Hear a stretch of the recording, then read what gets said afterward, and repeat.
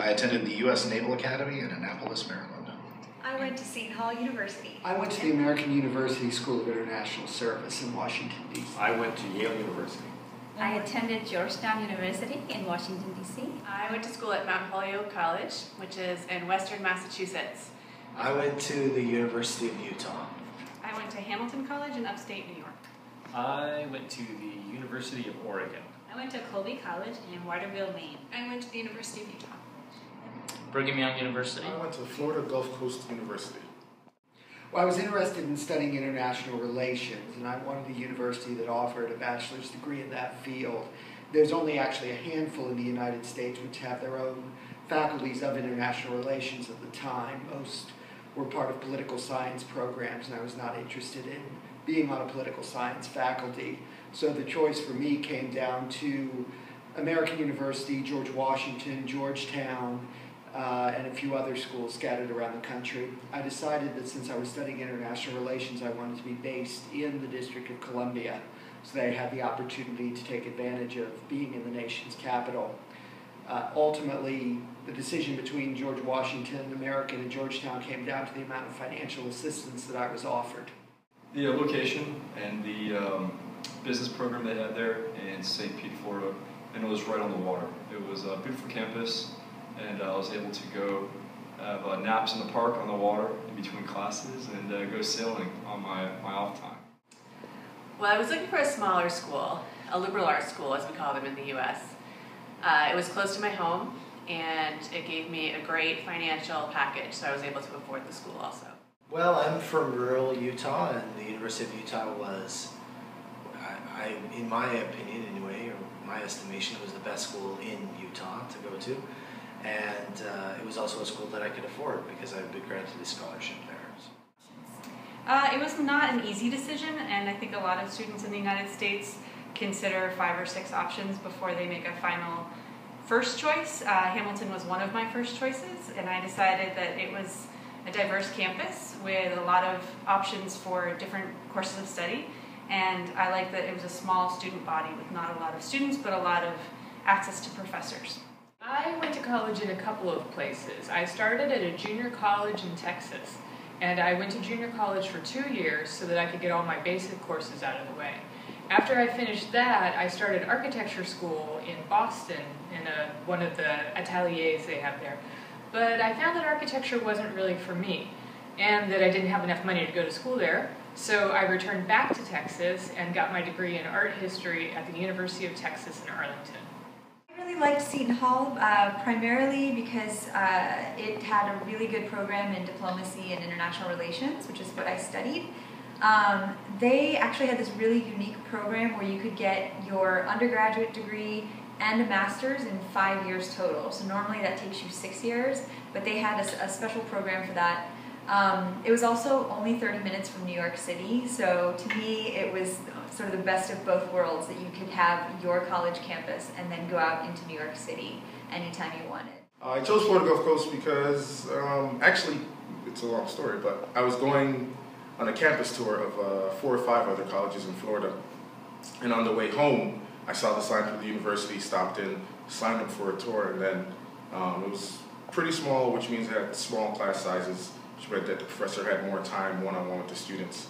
And it was a pretty new school, and it actually had the nicest housing of any of the universities in Florida that I saw.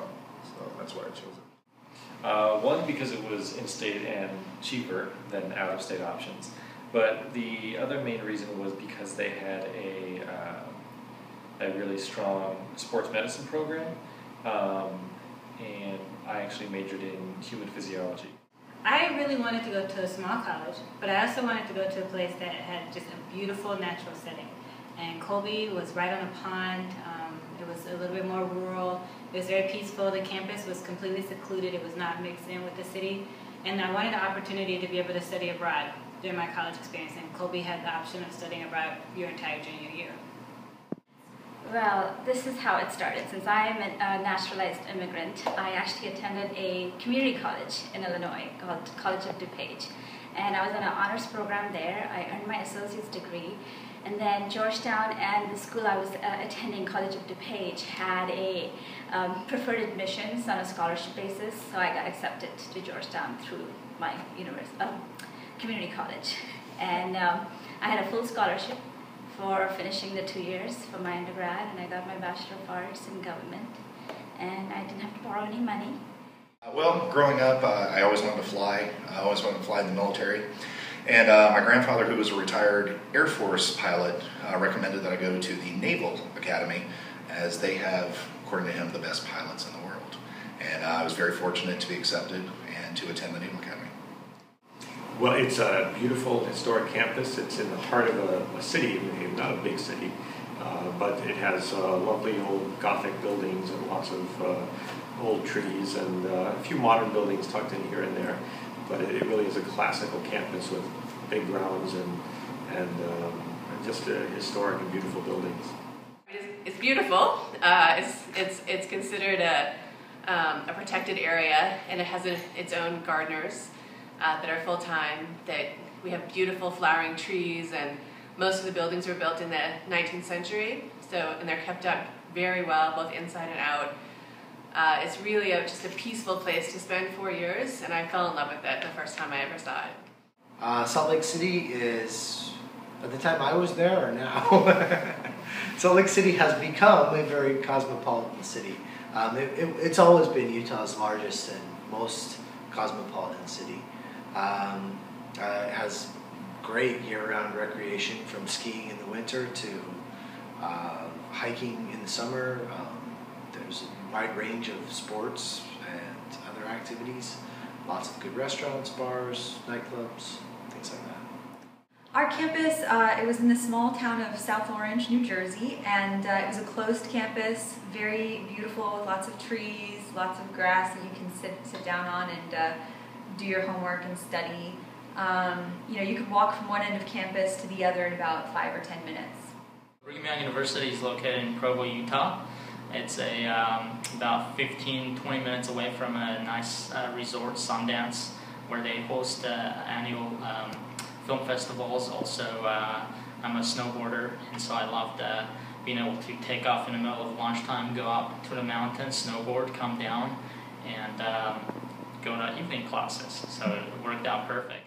Cope is most known for it's a Division III sports school, and it's quite well known for some of their sports teams. For the lacrosse, for example, is quite well known, and the cross-country skiing team. But it's also a strong school for study abroad, and also for international students coming to study pre-med. Mount Holyoke is a women's college, so it's primarily known for producing women in science and women in politics and international relations. It wins the Most Beautiful Campus Award every year. Georgetown has a very high reputation as one of the top schools for international affairs, the School of Foreign Service. And most of the people, I should say, in senior foreign service now are Georgetown alums. The courses that I enjoyed most were in the Faculty of International Development. So I did courses ranging from democracy and development, a lot of courses on environment and development, a lot of courses on development management. Probably my favorite courses were a couple of courses I took on the philosophy of science. I majored in physics, but I minored in philosophy. And so the courses that were able to combine those two interests were just really interesting for me to explore, even though I couldn't create a career in that subject, but it was nice to take some time. I think I liked the courses where we had access to the professors. By the time I was a senior, my 4th year, I had the opportunity to have classes with 5 or 6 students, which was a lot of one-on-one time with the professor. And so my senior seminar, which was focused on comparative literature and comparing and contrasting different cultural norms in literature, only had 6 students, and I really enjoyed that course because I had a chance to really get in depth with the material. Probably my all-time favorite course was it's going to sound ridiculous, but the Neurophysiology of Concussion was actually a really cool course. And I had another one that was on therapeutic techniques and modalities. Some of the lower level, those were 400 and 500 level courses. Some of those were challenging, but they were also more interesting because they were so much more specialized. If you took the generic physiology and anatomy courses, they were great in terms of learning the basics and the building blocks, but the real the real interesting stuff was when you got into specialties. I preferred afternoon courses because then I could sleep in. But other than that, I really liked my art history courses because I learned a lot, not only about the United States and our art, but about Italian art and French art and art in the Orient. So I think that those were some of my favorite classes. Some of my favorite courses, well, definitely toward my major, it would have to be American Foreign Policy. It was a really hard course, and I took it actually right around the time that 9/11 happened. So it was a very exciting time to be learning about the history of American politics. That was the class that I learned about the State Department and the Foreign Service, and it kind of pointed me in the direction of where I wanted my life to go. So it was a really life-changing class. On a less serious note, I really did enjoy my aquatics class because it was just a fun sort of athletic course with a lot of interesting people. And I also really enjoyed my Portuguese course my last year. I was recruited to play football, and I did my freshman year. After that, I decided to stop playing football and actually became a goat handler. I was a goat handler for the Navy's 2 Angora goat mascots that would go to the football games and basketball games and whatnot. And I did that for 3 years and was president of the team my senior year. And as far as other activities, I was in the aviation club. I did intramural wrestling and enjoyed that. And then I also did sailing with the sailing team and just met some really good people. It was a great memories. I did. I was on the horseback riding team for 2 years. My first 2 years there, and I had ridden a horse a bit before I got to Mount Holyoke, but they have one of the best horseback riding teams in the country, so I was very low on the team, but just made it, and it was a nice way to spend 2 years. Unfortunately, I was unable to combine both horseback riding and my academics in my last 2 years when my physics work got more complicated and I ended up doing more research, so I stopped that after 2 years. It was one of the most fun parts of being at university. I had a chance to participate in a lot of community service activities, giving back to our community, and also a lot of activities that were sort of considered activism, opportunities to discuss with other students issues in the world and how we could maybe improve them.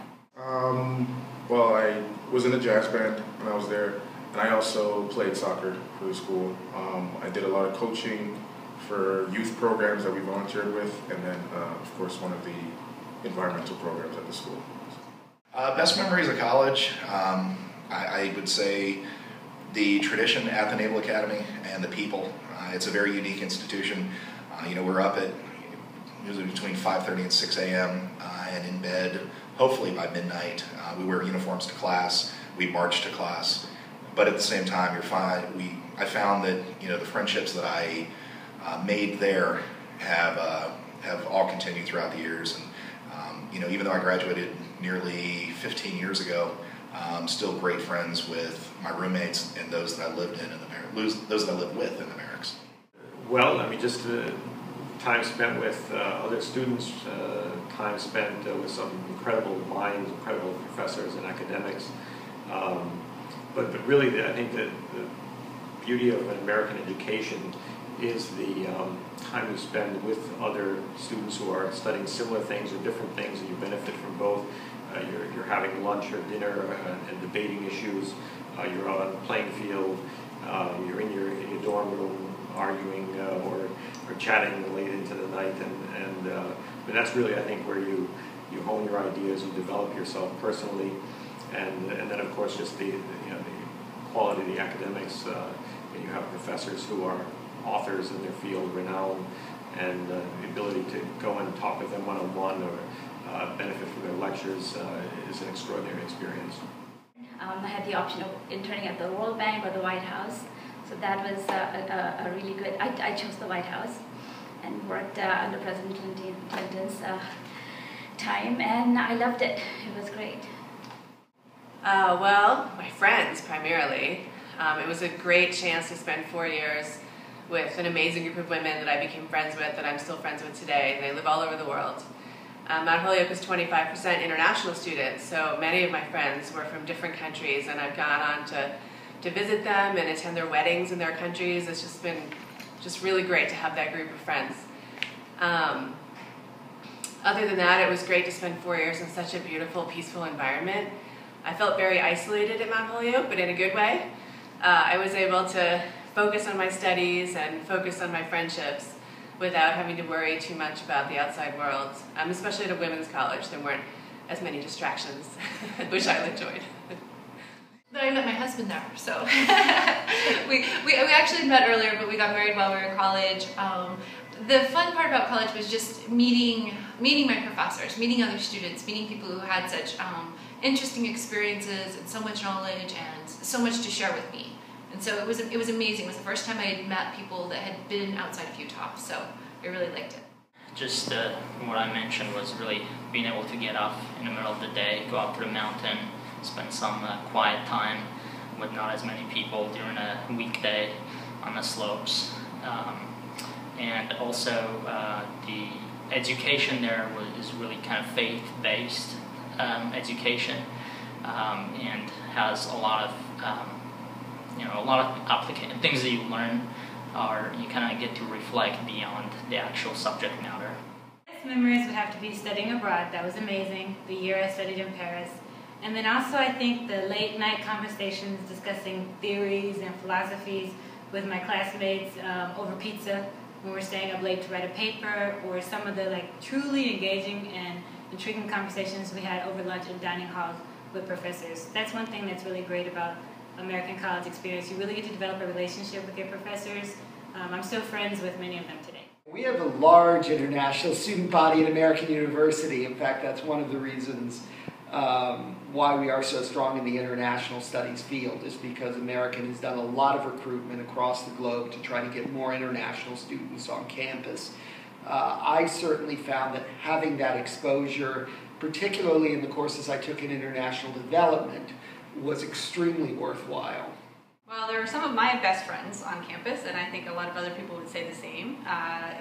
One of the reasons I found Hamilton so appealing, as I said before, is that it's a diverse campus, and there were over 100 countries represented on my campus. So that was very interesting, and I really enjoyed the fact that I got to know people from all over the world. Yeah, actually that was one of the things that really drew me to Seton Hall is we had a high percentage of international students, and most of my classes had a high number of people from around the world. So actually studying about foreign countries and getting to talk to people from those countries was a huge plus.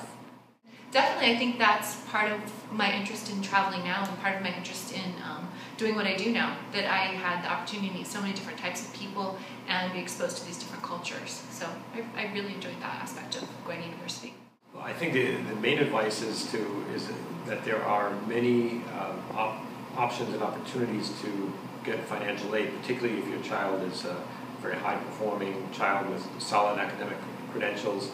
Many of the top universities, and sometimes people think, oh, the top universities are very expensive, so I'll apply elsewhere, but many of them have such significant endowments that they can actually, if you have financial need, they can fund almost your whole university experience, and sometimes that includes foreign students as well.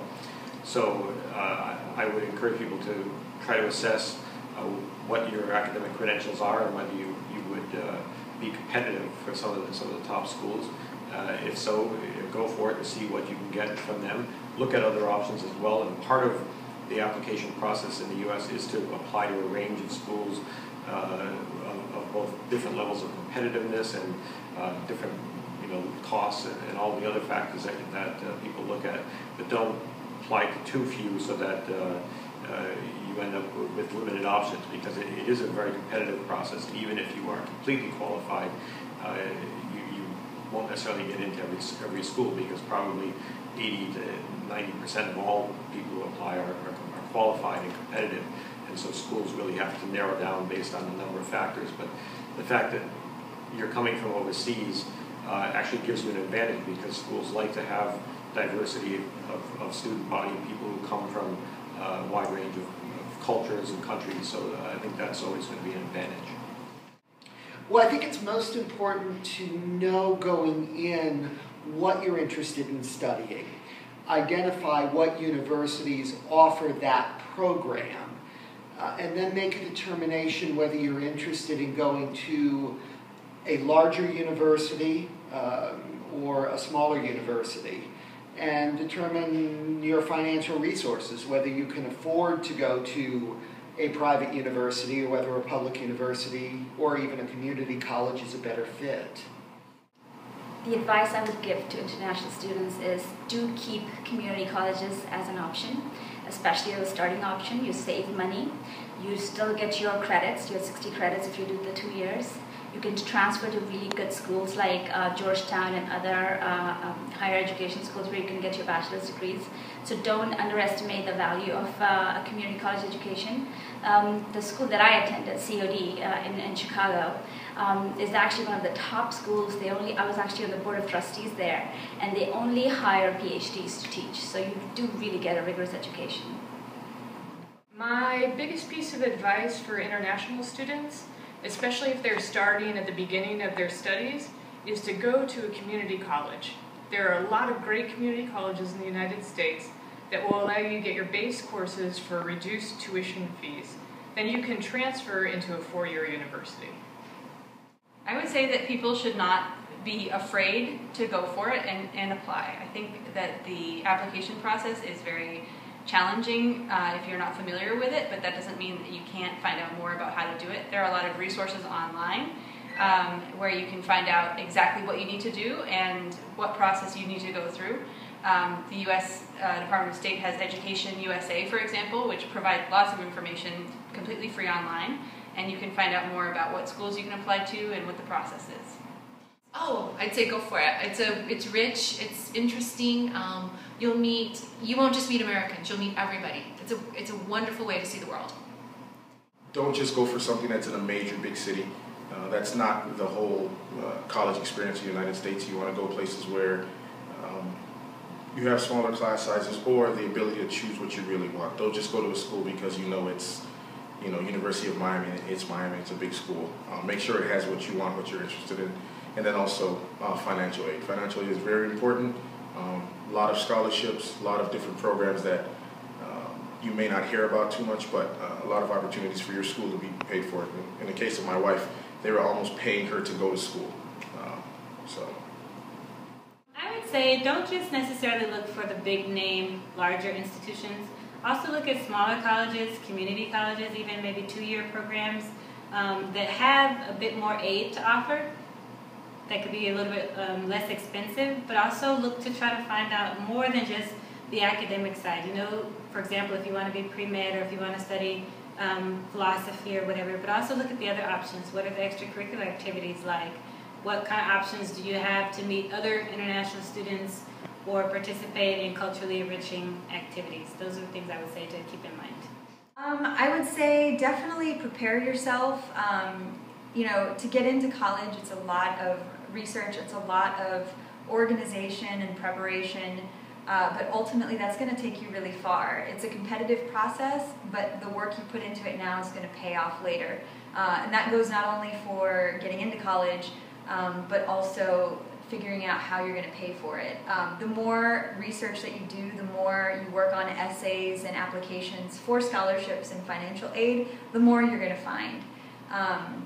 One more thing that I would definitely advise is try to find out what your passion is or what you want to do as a career in the future. I know it's hard at that age, but the more you can figure that out at the beginning, the better your college experience is probably going to be.